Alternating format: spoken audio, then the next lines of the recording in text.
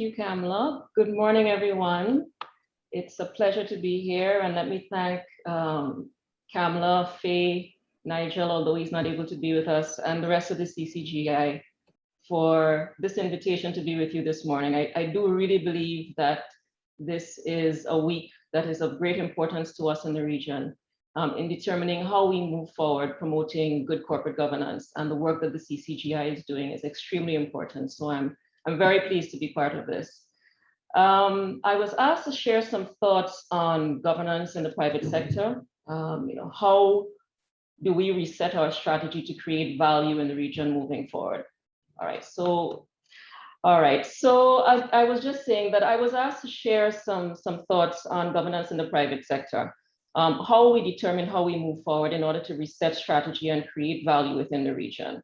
I think it's fair to say that the reality is that we're facing a challenging road to economic recovery in the Caribbean. And our private sector's resilience, I think, is going to continue to be put to the test. Our boards and the management teams that they oversee really have an important role to play, I think, in setting the benchmark, in leading the teams they oversee in a way that allows us to drive accountability and to drive trust in society for the benefit of all stakeholders.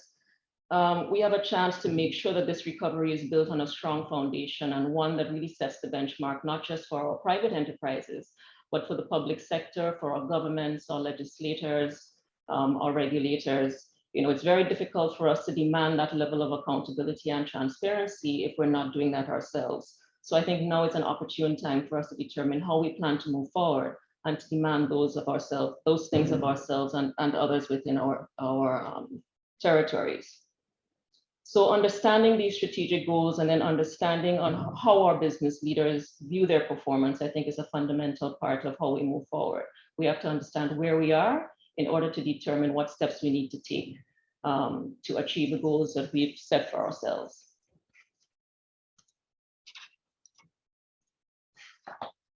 So in doing so, my hope this morning is that I can very, very quickly touch on the key principles of good corporate governance that I think we're all very much aware of. So this will be a very quick overview. Then to look at the legislative framework against which good governance exists and is supported by, and then a framework of accountability that I like to use as a sort of snapshot of how the pieces fit together when you look at the different corporate governance players and the goals that have to be set and how they interplay. Then I'd like to chat about substantive governance. How do we create true value? As part of that discussion, it's important, I think, to understand any information that we have currently on how our directors view their own performance, their own board's performances within the region. How do they drive strategy currently, and how do they think we need to move forward in order to create the right behaviors to create that true value? And then a sort of quick summary on how we think we need to move forward. And I'm hoping as part of that to hear a lot from you. I have my own ideas, but I really hope I can hear a lot from you as to how you think we need to move forward in setting the best possible example as a private sector. So again, this extremely quick overview, because I've already lost some time.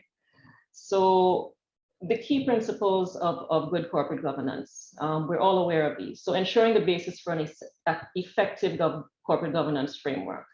We note that the governance framework should promote transparent and efficient markets, be consistent with the rule of law, and clearly articulate the division of responsibilities among different supervisory, regulatory, and enforcement authorities.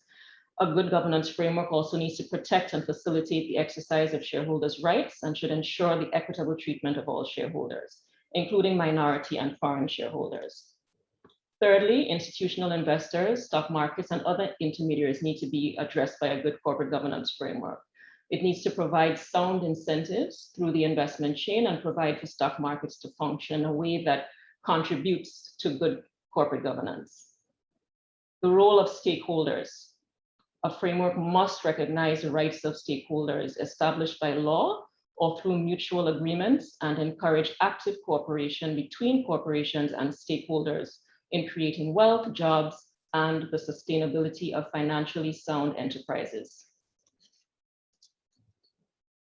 The principles speak to disclosure and transparency. A governance framework must ensure that timely and accurate disclosure is made on all material matters regarding the corporation, including the financial situation, performance, ownership, and governance of the company. Finally, the 6 principles are rounded off with that which speaks to the responsibilities of the board.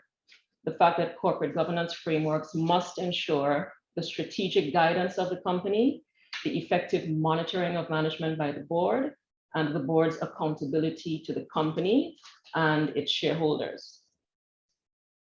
So what is the basic legislative framework that supports good corporate governance? Across the Commonwealth, there are 7 duties that exist in all our various pieces of legislation, really, that underpin good governance.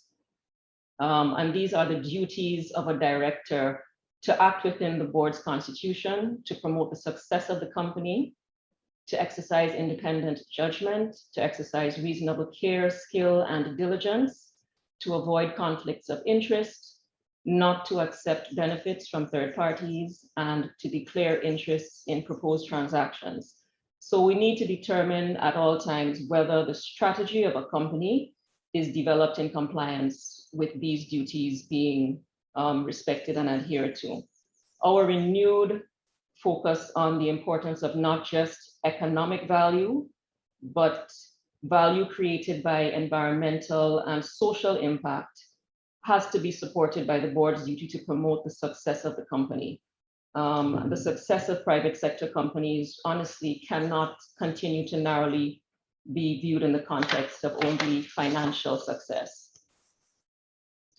Legislation in the UK has gone further to support the movement towards this wider view of value and this respect for the wider stakeholder group. This 172, Section 172 of the UK Companies Act, it really goes further, clearly articulating the need for directors to consider a company's impact on a wider stakeholder group as part of viewing its operations as being successful. It speaks clearly to the movement towards an environmental, social, and governance view of strategy and success of a company.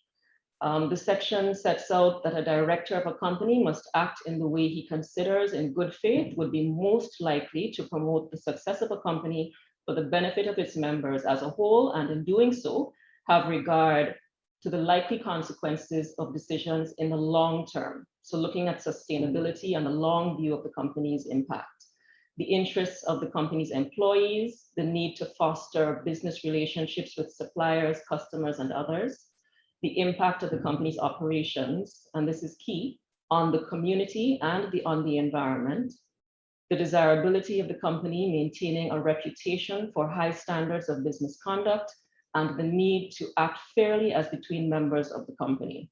So Section 172 defines company success as promoting the interests of shareholders while taking account of a diverse group of stakeholders. From this arises the challenge of a company director to demonstrate regard for stakeholder interests, which at times may very well conflict with the economic best interests of shareholders. It's very similar, very possible, I think, that we will see similar provisions in other Commonwealth law in the short to medium term. So this framework of accountability really is just a snapshot that I like to use of how the checks and balances fit together with the steps that we need to take to truly create value.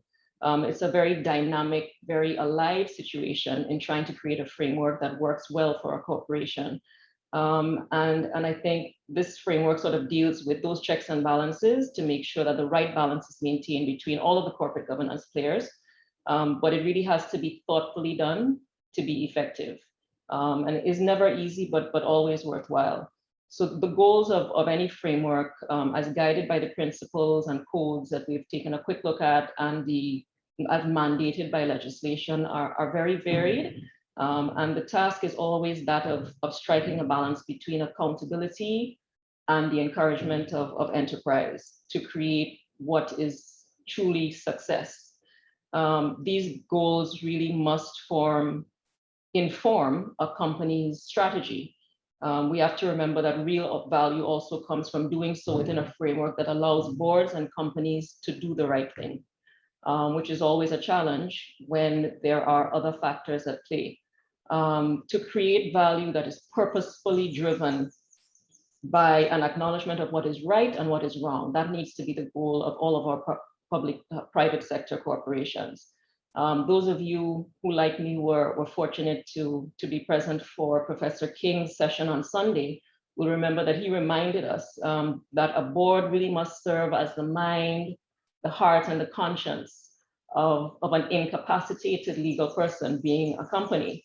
And so we as individuals all know how difficult it is to make a decision at times when your head tells you one thing and your heart tells you something else. And this is really the situation that boards must face on a daily basis in being responsible for the impact of their companies.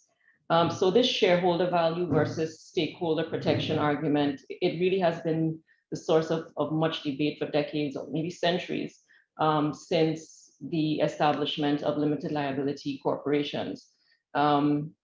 And they really culminate in what is a seminal debate on corporate governance, which is whether a corporation should be run exclusively on behalf of shareholders, taking only their financial impact, as well as their financial, the financial capital that they have invested into account, or if boards are responsible for also taking into account the impact on the wider stakeholder group, including the environment and society, because the reality is that these other stakeholders have also made capital investments, not financial, except for customers, but made other capital investments into the success of an enterprise. And so as such, what ESG is underpinning is that it is vital that the impact on them also be taken into consideration. I think in our private sector boardrooms, we've acknowledged the need for these wider goals for many years, but I don't think we've truly made this central to our strategies, in my view, and I don't think that can be the case any longer. So, the three values that have always underpinned good governance are accountability, probity or honesty, and transparency or openness. And I think we've paid a lot of attention to accountability, the board's accountability to shareholders, executive management's accountability to the board, but the full application of honesty and transparency to the strategy of a company towards true value creation is something that I think we have a lot of work to do in those two areas still. So if you'll permit me to dig a little deeper into the steps that I think our private sector companies need to take to create true sustainable values. And I say values as in not just financial, but other values as well, emotional and other non-economic values. I'd like to touch on a few of my thoughts there. And I really do hope I get your own thoughts later in the morning. So I don't think realistically our regional privately owned companies have really focused on governance initiatives over the last couple of decades as we've started the discussions in the region, really primarily off the back of the financial crisis in Jamaica and the initiatives of the PSOG. Really started the discussions in the region as per governance and the impact that it can have on our economies, our companies and our economies. I don't think that our privately owned companies have really been on board to a great extent. I think our regional listed companies and our financial institutions have definitely been more engaged, but there's more work to be done there because I think that is still limited to a large extent to a few key players who have done exceptionally well. But it's not enough of those players who have come to the table to fully address the issues of governance. Internationally, most private sector companies, whether privately owned or publicly listed, are very much in line with governance, in putting frameworks in place. but still most are, when it comes to the ESG journey, still very much at an early stage and now trying to wrap their heads around what that's going to entail. There's a renewed focus on making sure that any approach to governance has a much wider view of the responsibility of the board to do the right thing, and that this imperative speaks to stakeholder groups far, far beyond the shareholders, far, far beyond the traditional. The ESG imperative, in essence, now demands greater attention and accountability on issues that have been discussed and considered, but sometimes truthfully only paid a bit of lip service to, unfortunately. It also demands an acknowledgement, as I've said before, that value in the context of a company absolutely must carry a dual definition. And again, I was so pleased to be able to hear Professor King speak to these things on Sunday, because it very much resonated with me. The first element of value is clear. It's the price of something, the economic value that we've always attributed to enterprises. But the second is that emotional value and the importance of what we hold dear to us personally, whether as individuals or the collective, in looking at our protection of our environment and our society. So based on all of that, the ESG journey that calls for substance over form and this all-inclusive view of what value is really has gained a lot of momentum in recent times. So ESG is not new, but I would like to think it is being impactfully reimagined. The issues of an entity's impact on the environment and society, and how good governance needs to help to make this impact positive. It isn't new, but what is new is the renewed, sort of re-energized and scaled up demand that we're seeing for all of these areas to be intricately woven into the fabric of a company's strategy and how it is ultimately valued. These are no longer to be viewed as nice to haves that makes the board feel good and look good when a contribution is made to an organization and society, one-off. These things really do have to be intricately form part of a company's strategy moving forward. The demand is that companies figure out, the goal always has to remain being profitable, that we accept. But it is to figure out how to create financial value while helping to solve the big problems that face us environmentally and socially.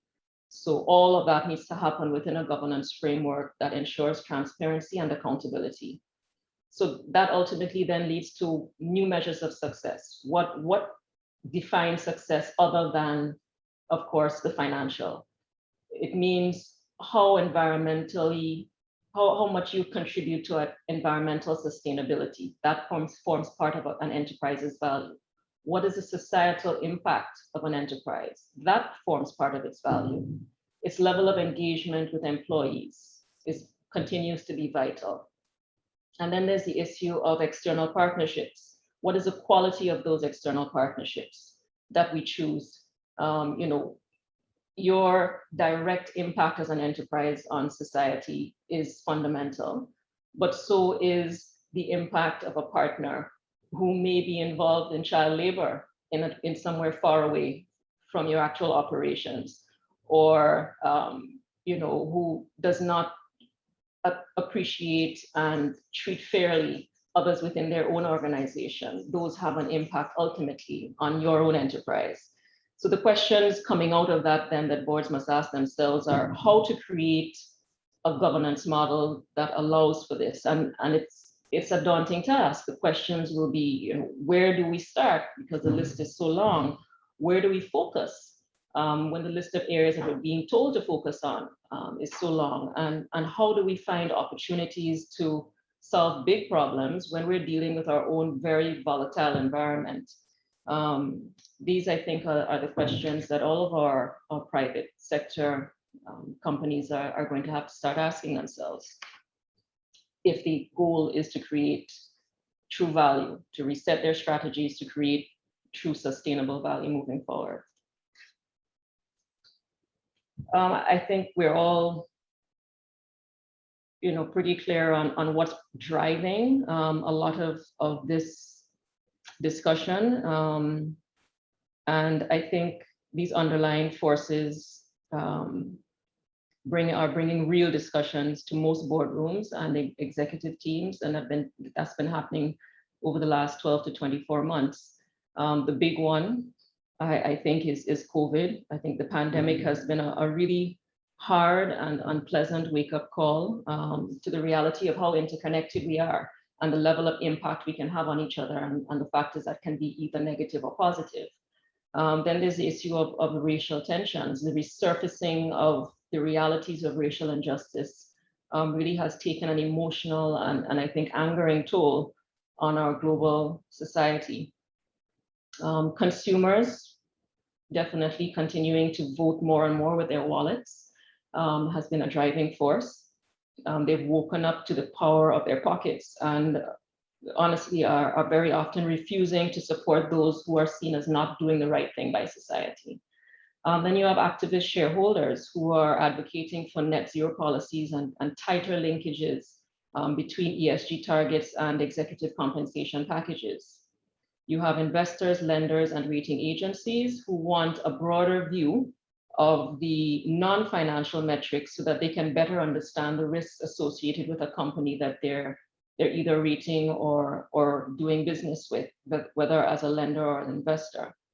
And then you have governments worldwide who have made commitments regarding carbon emissions and the need to limit these as much as possible.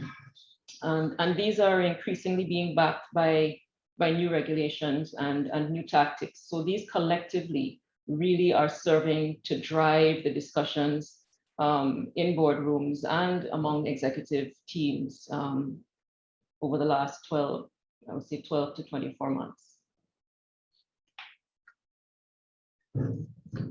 So the heightened sensitivity of these stakeholders at every level regarding the impact of corporations on people in society and on our planet, I think has really reached an all-time high. These stakeholder demands, I think, are going to result in three key areas that we're certainly discussing a lot within our own firm in order to try to support how we move forward. And the first thing really is strategic reinvention. It's going to include the need to assess progress against new metrics and decide how a board will redeploy resources to achieve a purpose that is driven by new values. Boards have to ask themselves questions such as who we are and how we can best compete in an environment where these new values are central to our existence and our strategy. But as Professor Garrett often points out, that in many instances is going to call for a level of entrepreneurship, because it may very well call for reinvention and for the need to create new products, not just rejig, and look then at how to redeploy the assets at the disposal of the board. So that I think is already happening to some extent, and each board is going to be called on to strategize as to how best to use its financial, its people, and its other resources to achieve that level of strategic reinvention, depending on the size of the entity, the industry, and the impact that it has. Coming out of that then is going to be the need for transformation, and that's going to be either partial or in some instances maybe wholesale, as we're seeing with some of the oil and gas companies. That has to give life to the updated, reinvented strategy that the board comes up with. You will have to transform to some extent to give life to that new strategy that's been developed. And then coming out of that, there's going to be the need to report on where we've come from and how far we've gotten, looking at these new goals. So that's going to call for a level of reimagined reporting. There are going to be heightened regulatory requirements, a greater awareness of risk, and a greater demand for data and transparency. I think we've been heading there for a while with triple bottom line reporting. But moving forward, that's also going to impact what we mean by an audit, how we define what an audit is, which currently focuses purely on the financial. This is going to demand the need then to understand how wealth is created on the basis of a far more complex, I think, definition of value. So again, ESG is not new, but has been to some extent reimagined because of all of these factors that we just touched on, including COVID and the other driving factors.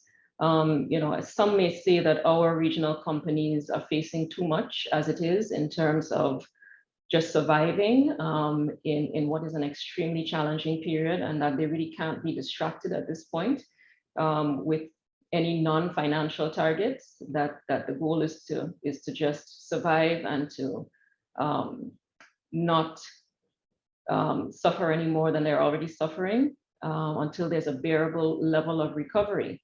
What I sort of differ in my view a little bit. I would think that the road to economic recovery and environmental protection and social recovery, because we face our own societal challenges within the region, because it's going to be long and challenging, now is the time really for our private sector companies to start to fully wrap their heads around all of these issues and to determine really whether they're going to be part of the solution moving forward or part of the problem. And I would like to think it's the former. This is going to include not only making sound financial decisions, but must include the other areas of necessity that support real sustainable value. And so looking at the E, that's going to call for taking their own individual steps towards helping to solve environmental issues. They may not be huge. We know that our carbon footprint, the impact we feel is nowhere near what we contribute to the problem, but we have our own environmental issues that as a region we need to address, including the protection of our waters and our coral reefs and on other issues. But even regarding emissions, there are small steps that we can each take that we have to take responsibility for. We're certainly looking at that internally ourselves at my firm.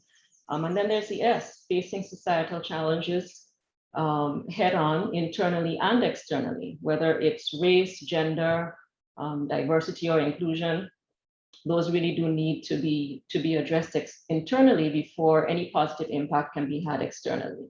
And then there's the G, setting the example of good governance. Again, going back to the need for the private sector to set the benchmark so that we are then in a position to demand the same levels of accountability, honesty, and transparency for the public sector, our governments, our legislators. We have to be in a strong position, in my mind, to be able to demand those of others. So our companies then need to decide, how quickly we're willing to take these important steps forward. And I'm hoping that sessions like, our governance week really help to drive that level of dialogue that's needed for us to make those decisions and support each other as we move forward. So against the principles of good governance that we talked about and the need to drive the right discussions and behaviors, at the end of 2018, our PwC corporate services practice undertook our first ever corporate governance survey of Barbados directors, with the goal being to understand where our companies and their boards stood in the adoption of best practice and how they view the intrinsic value of their corporations. Pleased to say that our next survey will be launched at the end of 2021, so the fourth quarter of 2021. And even more exciting for me is the fact that it's not going to cover just Barbados, but we'll also look at corporations and their boards within the wider CARICOM. So definitely Trinidad, Jamaica, and Barbados, and possibly other jurisdictions as well. All of that we're working on now. And I really hope that I will be able to count on a lot of you to feed in your important insights and those of your directors into that process, because information is power, and us knowing where we are and how we move forward, how we want to move forward will help to drive the right behaviors and help us to create that value moving forward. So in looking though at the previous results, I would boldly sort of venture to say two things. First, I think even though it focused on Barbados directors, it really can be seen as representative of the wider region, because our economies and our, the factors at play, I don't think vary very widely from one territory to another, which is why we can have discussions like this across the region and have them be meaningful. Secondly, there may have been some shifts in the governance profile of some of our larger public companies and our financial institutions over the last period, but maybe a few privately owned ones, but the position really hasn't largely changed from late 2018, given the fact that we have really been in survival mode for much of that, thanks to the pandemic. So I don't think that the positions have shifted too drastically, if at all. Again, the aim of the survey was to understand what we're doing well and where we need to get to, and it covered privately held and publicly listed companies across a range of industries. And the information the directors gave us on their boards and their chairs and the general operation of their companies really sheds light on the functioning of our boards, I think. And so I think it's useful if you could give me a few more minutes to do a quick overview of some of the findings that can help inform the right measures and drive the right focus areas for us. And again, when we have the opportunity to discuss this more fully and with more current information, I think will be invaluable moving forward. So one of the key things we asked directors was to what extent environmental and social issues should impact on a company's strategy. This question really goes to the core of a company's culture and the ability of a board to make these issues part of the company's strategy and the intrinsic future sustainable value of an enterprise.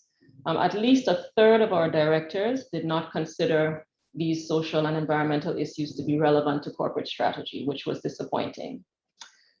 These environmental and social issues are on the minds of not only shareholders, but also the wider stakeholder group. I think there's no argument there. Customers and employees increasingly care about the type of company that they are giving their money to. And employees, especially millennials, are concerned about the companies they do work for and that they lend their talents to doing the right thing and adding value to society. So these results are a bit concerning, and I think should be the basis of some discussion. In turn, older generations of employees also have a greater peace of mind and greater commitment to an employer who sees it as necessary to have good health care available to their teams, and looks to their future security through pension arrangements.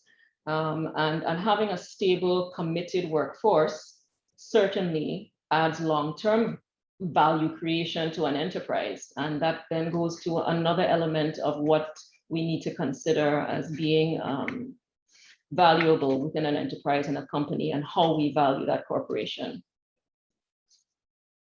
Looking at social impact, we also asked directors what areas of diversity they felt were important for a board, whether age, gender, and race were things that they considered to be important. So you see here what the results were. Financial and industry expertise remain two of the three highest rated attributes, and that was not at all surprising.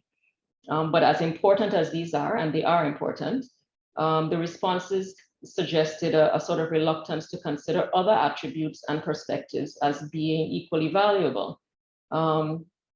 And the position that we currently find ourselves in, the ability to re-strategize and to transform, to create a wider definition of value, not just financial, but looking at environmental, social issues as well, will of necessity require skills and viewpoints that differ from the financial.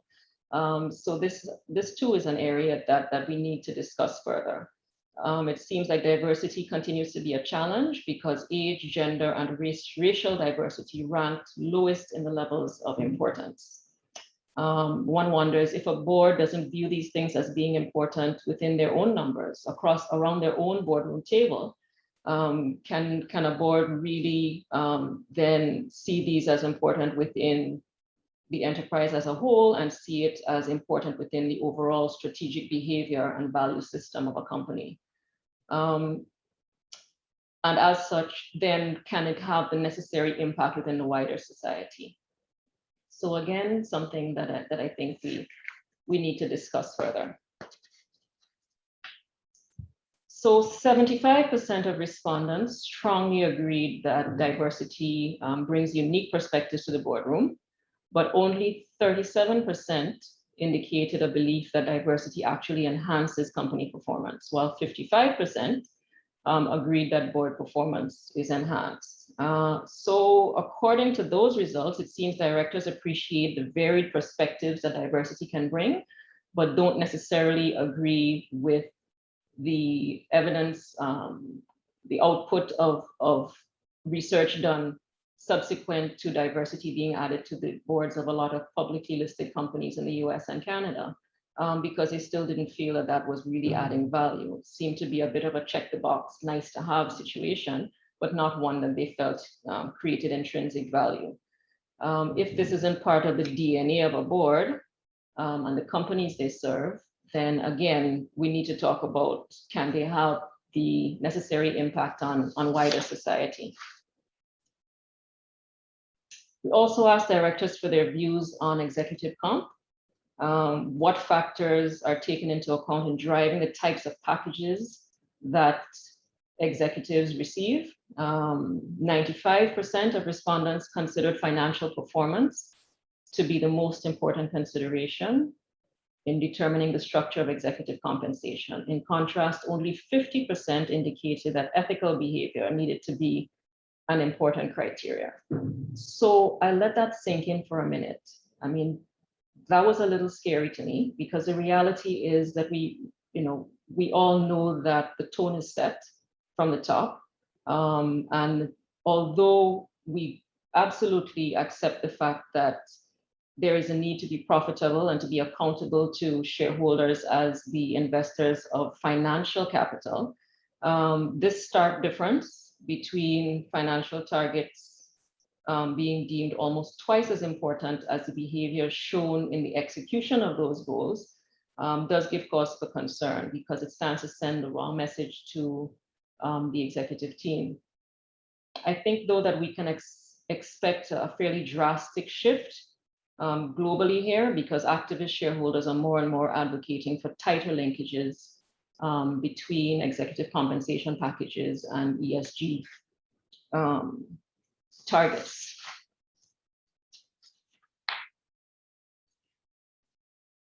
A significant majority of respondents, when we asked them about corporate culture issues, were of the view that the largest single contributor to problems with corporate culture is a tone set by the executive team. They also confirmed sort of the same numbers for the tone set by middle management, but also accepted responsibility for the board, with 78% of directors identifying insufficient board oversight as an issue that could contribute to corporate culture issues. So we also asked if short-term pressure is an issue when it comes to corporate culture. 78% of directors believe that to be the case, agreeing that an excessive focus on short-term rather than long-term sustainability and strategizing can lead to problems. Directors have, again, that goal of needing to balance short-term results and being able to pay the bills, with the need to create a strategy that speaks to long-term sustainable value creation. And again, that value creation needs to be not only financial. We speak there in terms of both the financial and the non-financial values that we need to attribute to a company. 72% of directors indicated that compensation plans driving bad behavior or undesired outcomes can lead to culture problems. Unrealistic performance targets linked to executive bonuses, I think, will always have the potential to drive unethical behavior. So again, another point for discussion. So how do we move forward? Kamala, I hope I'm not too bad for time. Am I? Sorry, no, you're doing well, Ronaele. Go ahead. We still have at least almost 10 minutes before we go into Q&A. All right, my last slide, so we're good. Thank you. All right, so in the widening of the stakeholder group and the momentum that I think we've developed globally regarding ESG takes us full circle. We're back to this age-old debate about whether a company needs to be governed only in the financial interests of the shareholders who have invested financial capital, or need to take into account a wider stakeholder group that have invested other forms of capital in the success of a corporation. It asks boards to manage and govern in a way that allows for the striking of the right balance between accountability and that encouragement of enterprise. But ESG goes a bit further, demanding that the wider values and the stakeholders who represent them form not just a discussion point in the boardroom, but that they form an intrinsic part of the ongoing strategy of a company. That demands an acknowledgement that value is both the price of something, again, and the non-financial. Our private sector, I think, has to accept the mandate of driving those behaviors internally and externally within our region to make sure that accountability and ethical behavior really are demanded at every level, both within the private sector and in the public sector and within our governments and our legislators and our regulators. So in summary then, when we look at the shift we've made from the traditional to where we're moving going forward, the scope of reference definitely has changed. From the traditional being a governance model that seeks to control and that is somewhat backward facing and internally focused, and unfortunately sought to check boxes to a great extent. Moving forward, we're looking at accountability, probity, transparency. We're looking at values creation, the creation of both the financial and the non-financial value. Definitely forward thinking, which requires then continuous learning, or the learning board, as Professor Carrot would put it, that boards continue to learn so that they're in a position to drive strategy in the direction that it needs to go in. And that the framework itself must be sustainable.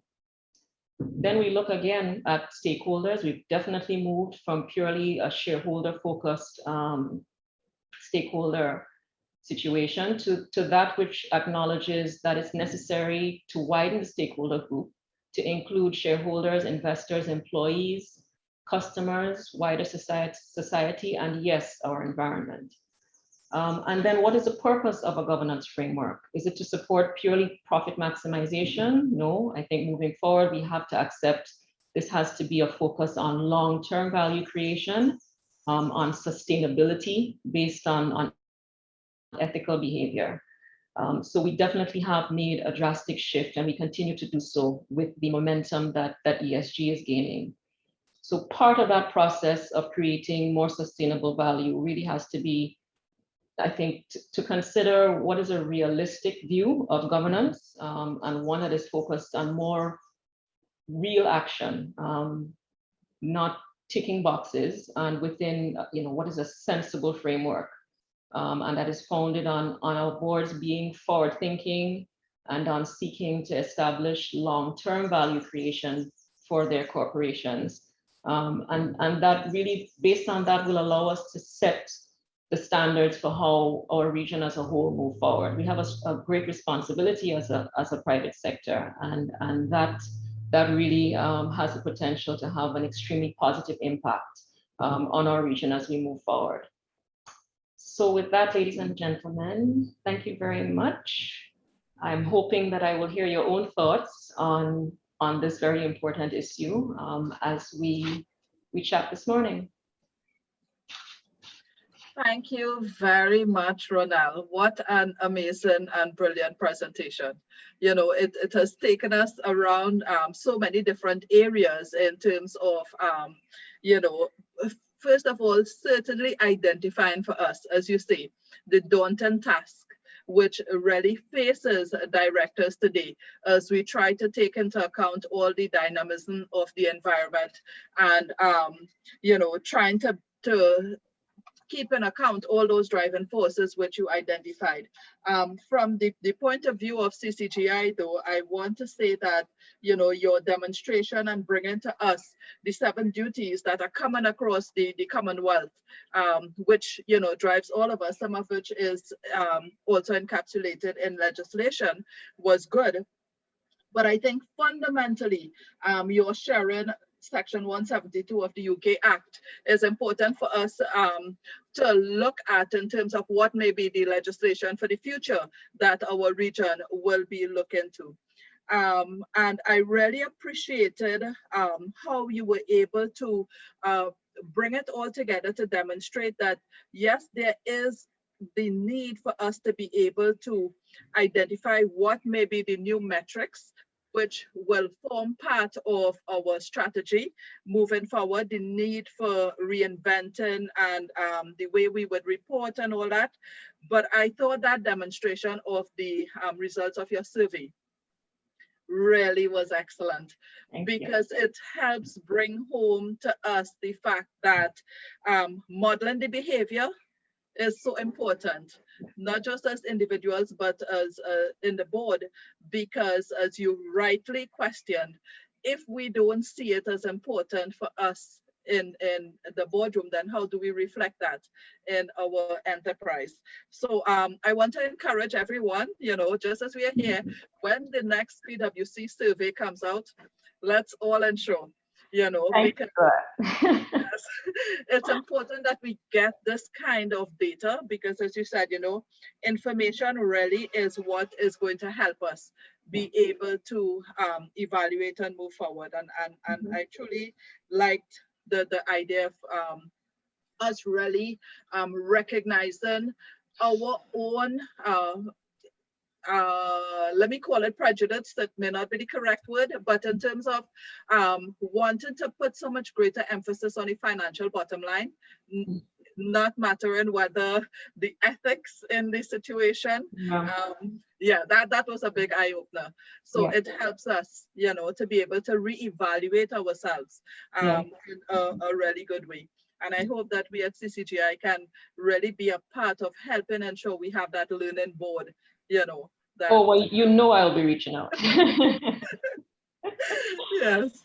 Okay, great. So I'm sure that our participants are just waiting to be engaged. I know Rhonda had a question in the chat earlier, but Rhonda, I am quite happy to actually invite you to unmute yourself and let's hear your comment and or question to Ronaele.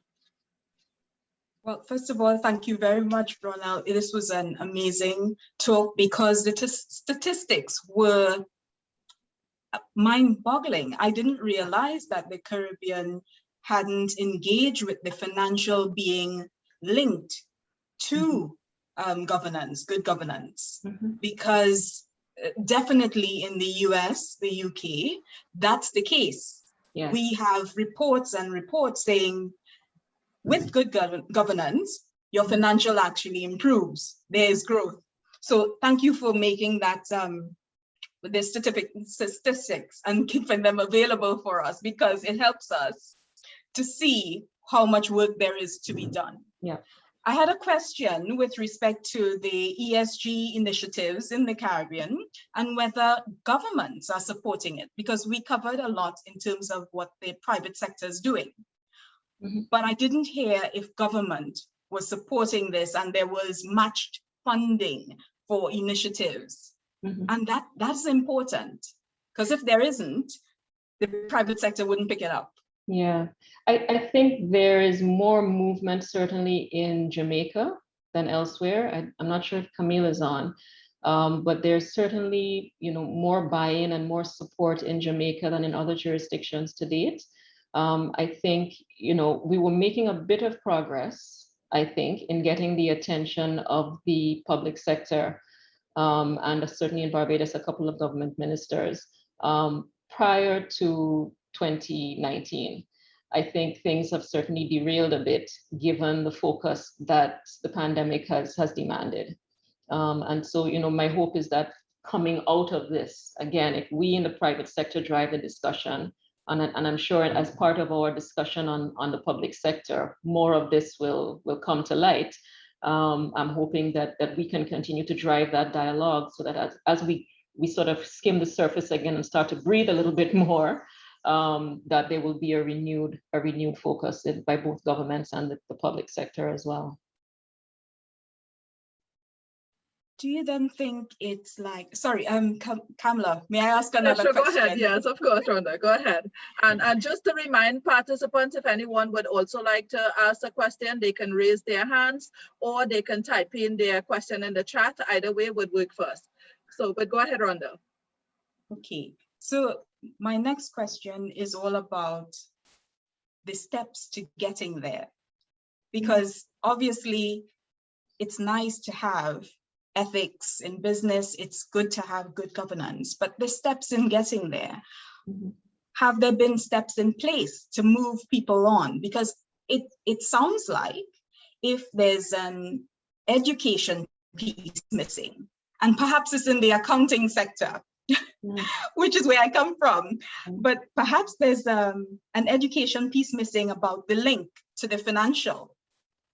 Well, we've had those discussions, and you say those things, to boards, that there is irrefutable evidence of the linkage. But very often, I think, there is a superficial acknowledgement, but not necessarily the will or the spend to invest in what it takes to actually derive those benefits, because they're not seen as being tangible when your issues are seen as more immediate. And again, that's not to say that there aren't, as I said, organizations that have really done the work.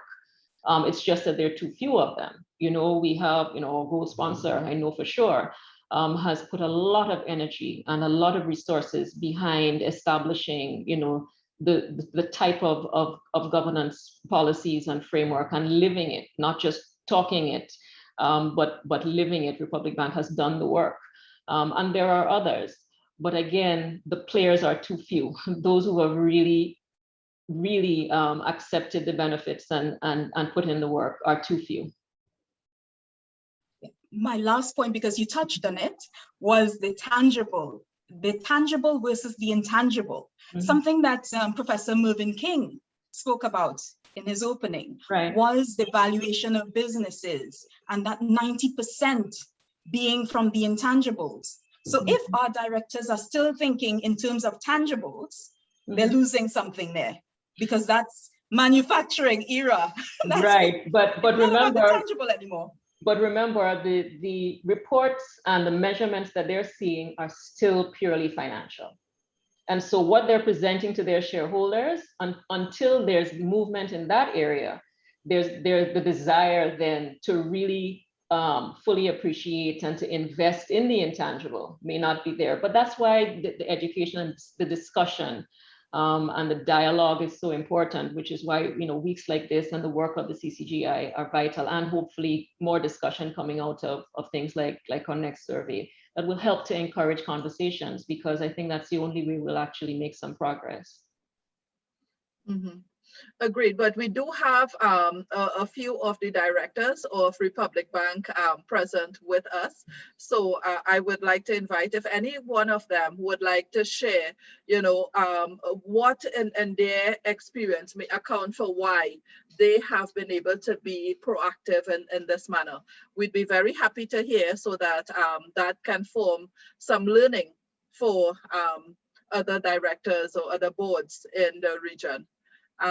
Do we have any brave soul among our directors who would want to share with us on behalf of Republic Bank?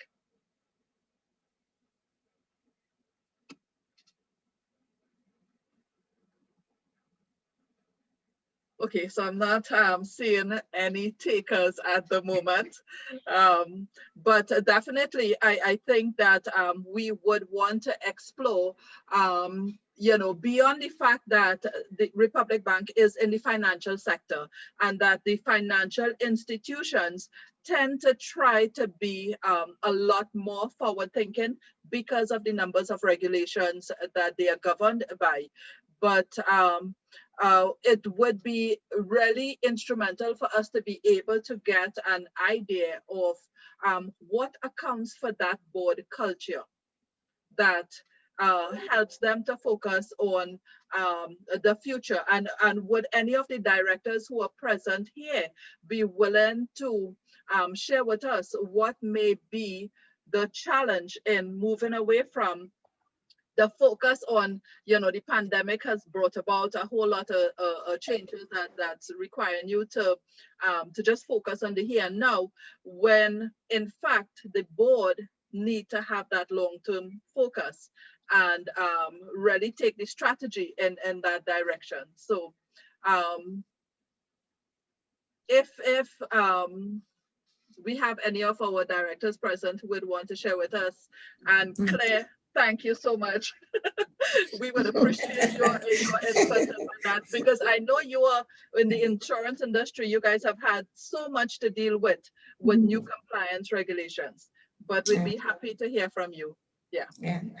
I think, and it's not only private sector or any one sector.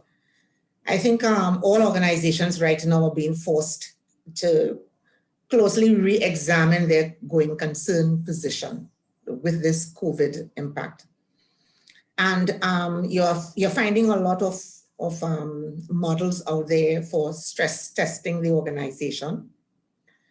And that's basically sitting down and examining all areas of your organization, not only your revenue streams, your supply chain, but also the human resource capacity, because I mean to say with a pandemic, you can find 25% of your key personnel being quarantined or being hospitalized at any point in time with this pandemic. So it means that business continuity plan must be there and must be operated on a day-to-day basis. It can't wait until the auditors are asking for the going concern position of the company, if it is the company cannot demonstrate that it's already strategically looking at how it is going to survive. And survival is not in the present moment, but survival for the long term, because this pandemic is not going to disappear. So being realistic, being very practical, it's how do you survive within that I would say 3-year period. Don't look at it as just a little stepping over this hurdle. Look at it as how do we survive? And you're surviving within a lot of changes in legislation, because I mean to say legislation is being driven also as to how do we respond. 1 minute you would have a total control over your organization, and the next minute you're finding that state of emergency. You're seeing public health ordinance coming to bear, and you have no control over your organization. You know, so being nimble enough to respond quickly to those changes that are being driven, not only nationally, but globally.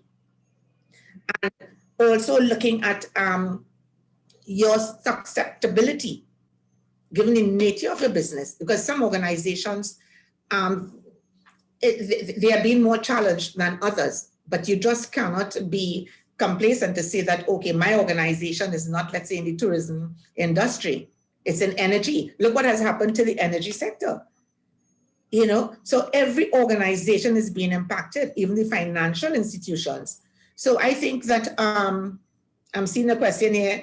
Is it just about survival? Though, no, it should not be survival alone at all. It's because it's for the long term, because you're changing every single thing, the way that you do business, So from day one, you need to look at it as long-term, not short-term, not survival. I'm talking about what you put here today is for your survival, but your business continuity part, it must be able to sustain. So re-engineering your organization and allowing your leadership team to understand that also, so that they can be responsive and very strategic. And you also have to prove that, because it's not only fooling your own people, you have to fool everybody. So fooling is not the name of the game. Yeah, it's as one of the topics says, is making sure that your integrity is there throughout. So your personnel can really understand it with that level of integrity, because that is the level of integrity that your stakeholders will also need from you. You have to build confidence in your organization. You know, so like for instance, a simple thing like price gouging.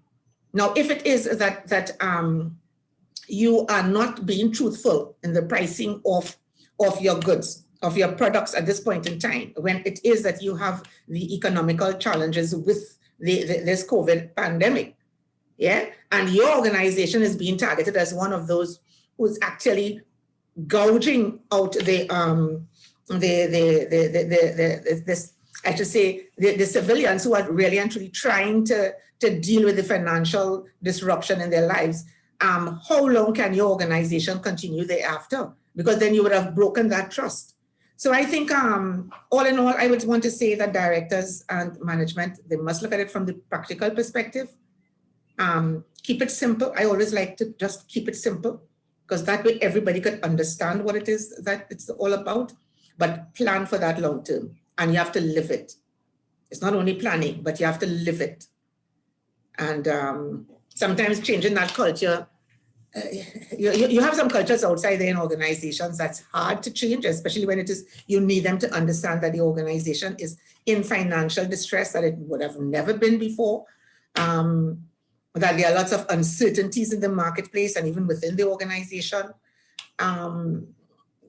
It's quite a challenge, but getting everybody on the same page and keeping it simple so that every single person within the organization, all your stakeholders, understand the message that you're trying to get across. I know I speak quite a lot, but no, thank you. Yes. Thank you for that. And we appreciate, because you know it is a reality that in fact the changes in the environment can be so sudden and so drastic. You know, as Claire said, 1 minute you are functioning well, and next minute there's a state of emergency. All doors are closed and you can no longer do business, and therefore that's going to have a very direct impact on your immediate plans.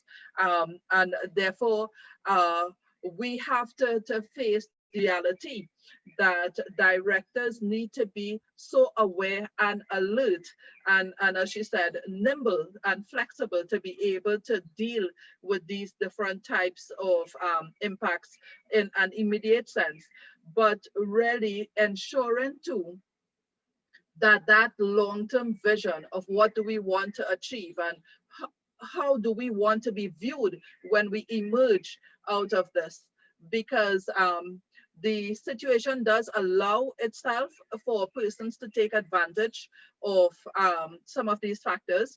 But at some point in time, we will emerge, and as we take a look back, are we going to appreciate what your organization did? And I think it was useful that so many directors would have had to confront that in a very real way when you looked at, if we are going to close for 3 months, how do we treat with employees? Are we going to tell employees that they will not be paid? And how will that impact their families?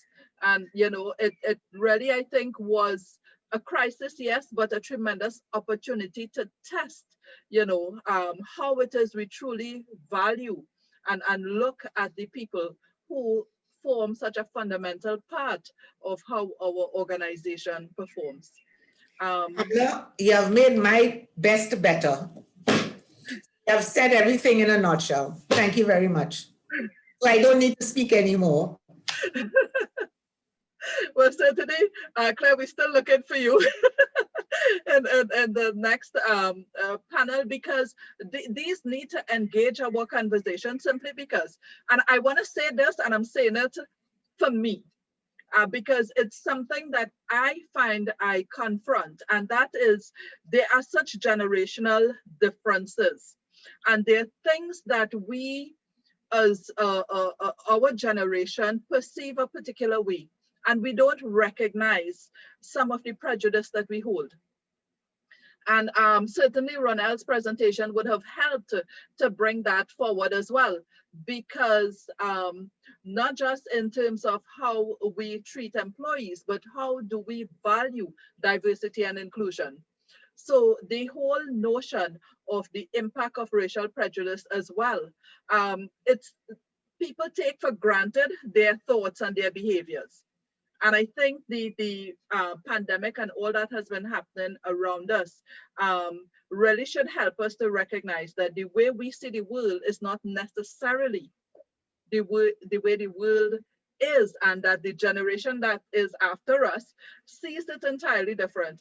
That's the millennials, but let's not even begin to talk about the Gen Zs and the Gen Z's view of us and the way we make decisions. Yep. And the only way I think to really manage that is to face it head on. We have to have the conversations with them. If we don't, it leads to frustration.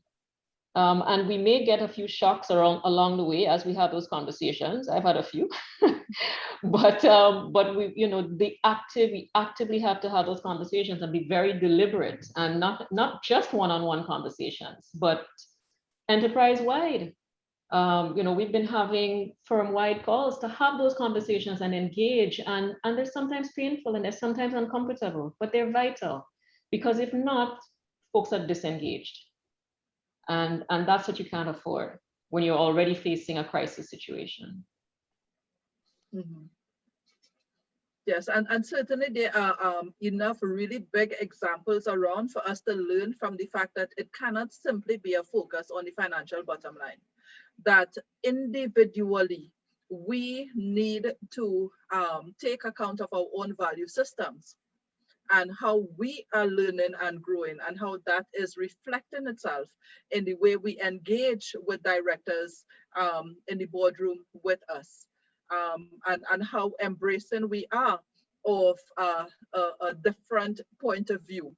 And this was something that Dr. Terence Farrell had really highlighted too in our first Governance Live conversation when he joined us, because as he said, for a lot of us, certainly here in Trinidad and Tobago, but as Ronaele said, our region has a lot of similarities. So when we look at what are the things we place emphasis on in our education system, and we don't include in that moral education. We don't include in that how do we have the difficult conversations that we are now saying has to happen if we are going to be able to change how we make decisions in the boardroom.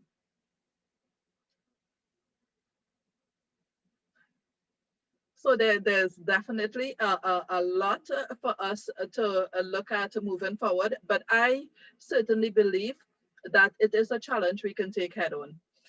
Ronaele, what you demonstrated today too is that it is possible for us to be able to learn and understand from the past mistakes, but that includes us being honest too in our responses to the survey, so that we can appreciate where exactly we are at, because our legacy at the end of the day will be visible to everyone, and we would want that to be one that we can be proud of in terms of the opportunity that came at this point to have us reimagine and reinvent all that we are doing. Agreed.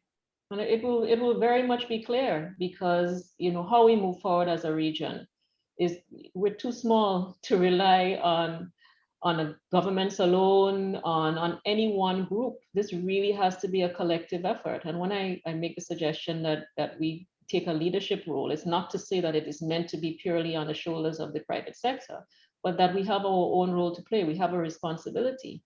and that it's very hard to hold others accountable for having the same level of responsibility if our house is not in order. So that we have to put in the work and be honest with ourselves.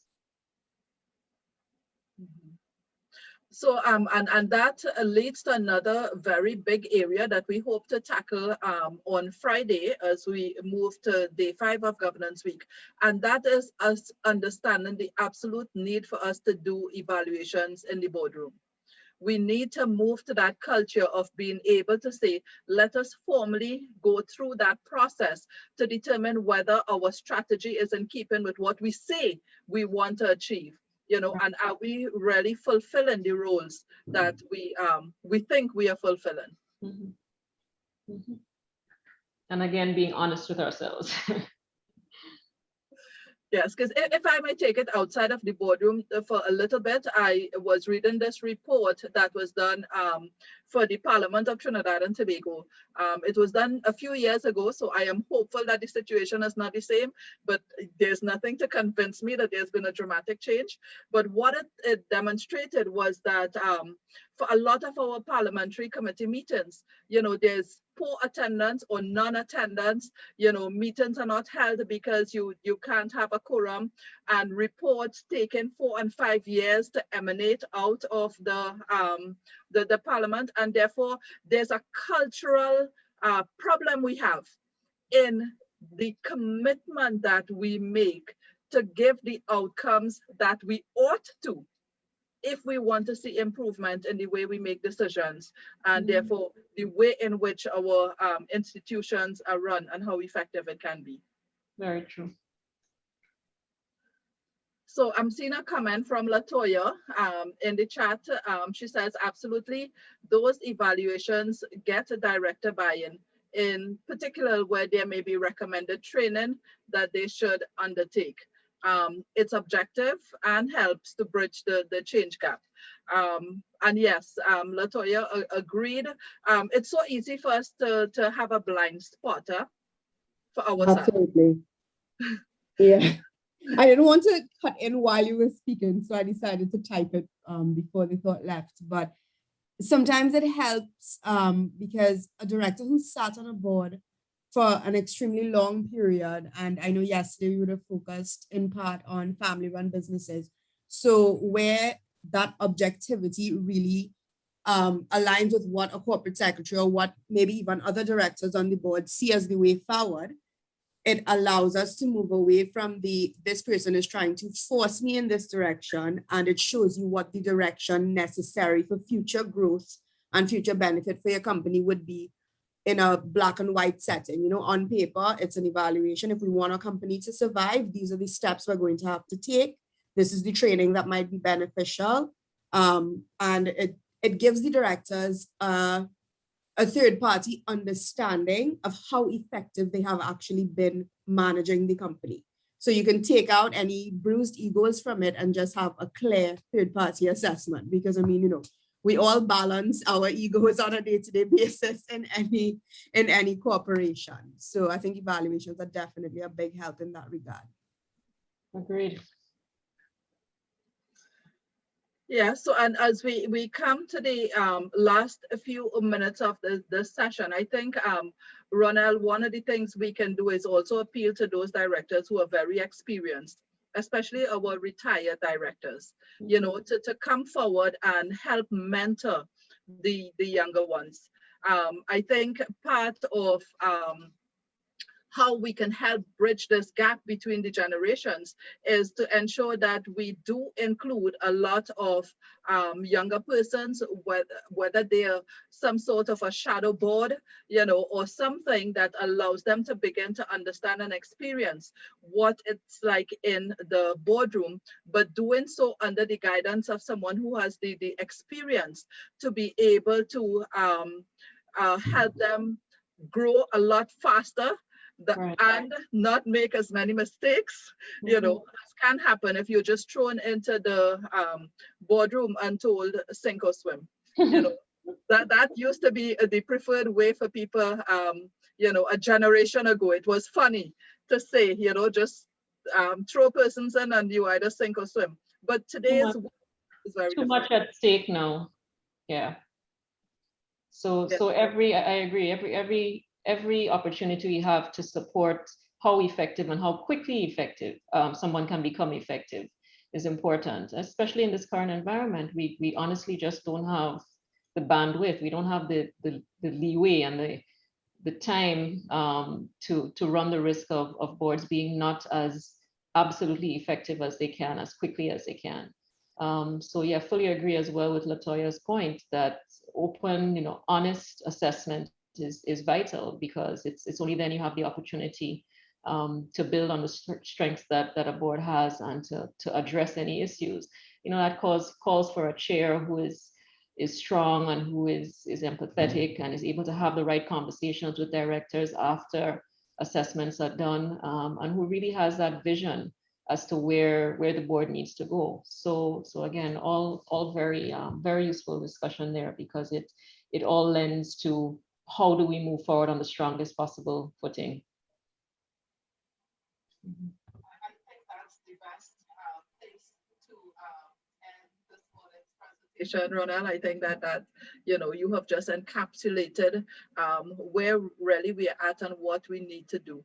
So I want to thank you for an absolutely brilliant presentation this morning. Thank you so and for much. the engagement with us. Thank you very much. Thank you all very much.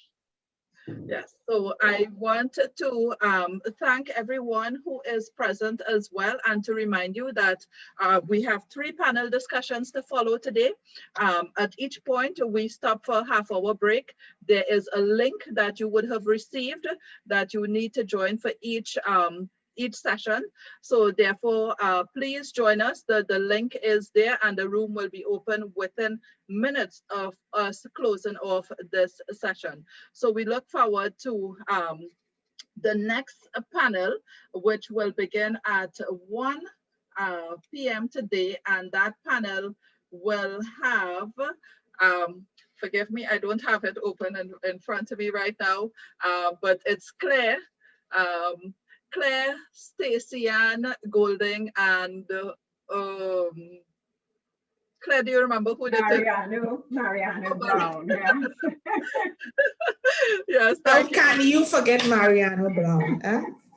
Yes, and we will be talking about financial oversight and accountability, and how do we rebuild trust among our stakeholders. So definitely some very important issues to come out there as well.